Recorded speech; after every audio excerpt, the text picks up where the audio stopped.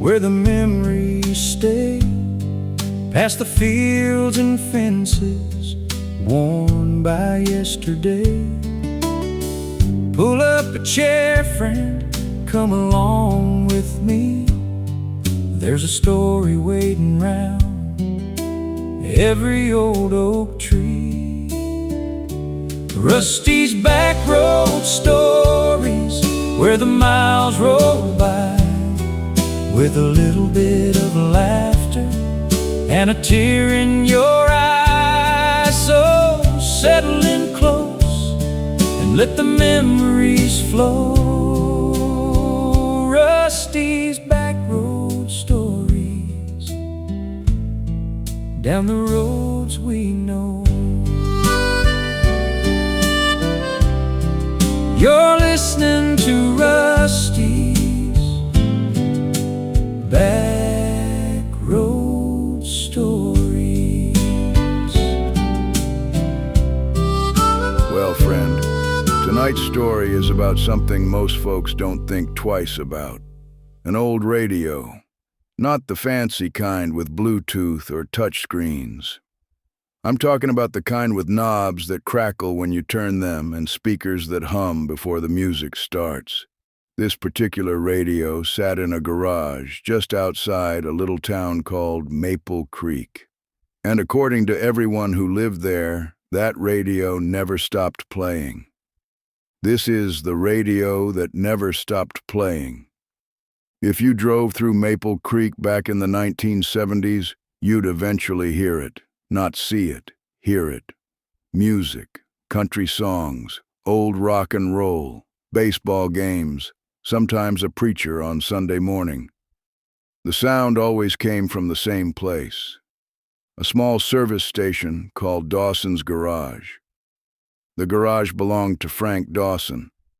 Frank was the kind of man who could fix anything: cars, tractors, lawnmowers, broken hearts, if you ask some of the locals.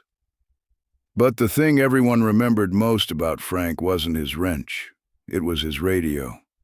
An old tube radio sat on a shelf above his workbench.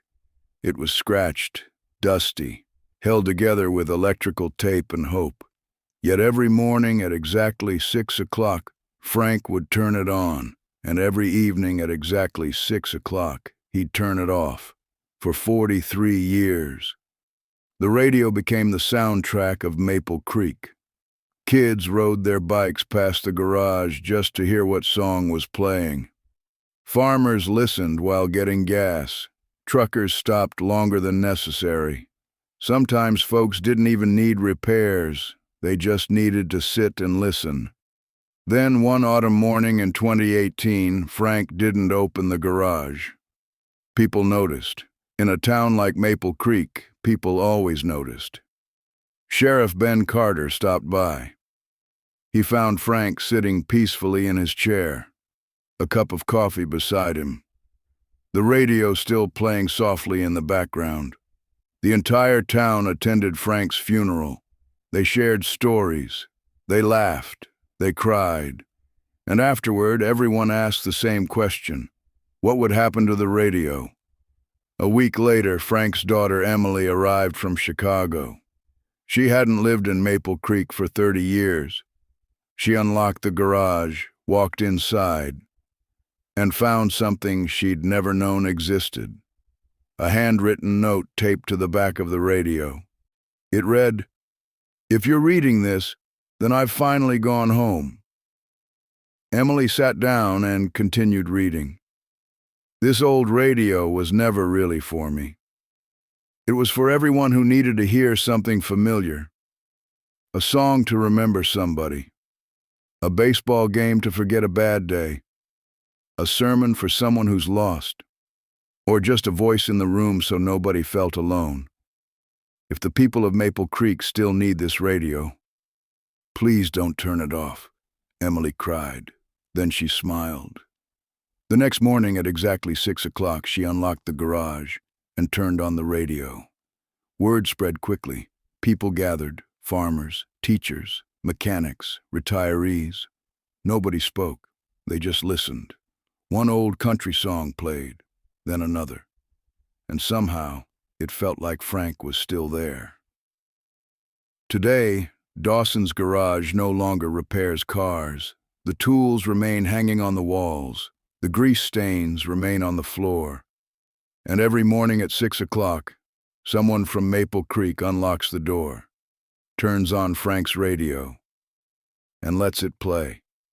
Not because the town can't move on, but because some voices deserve to echo a little longer.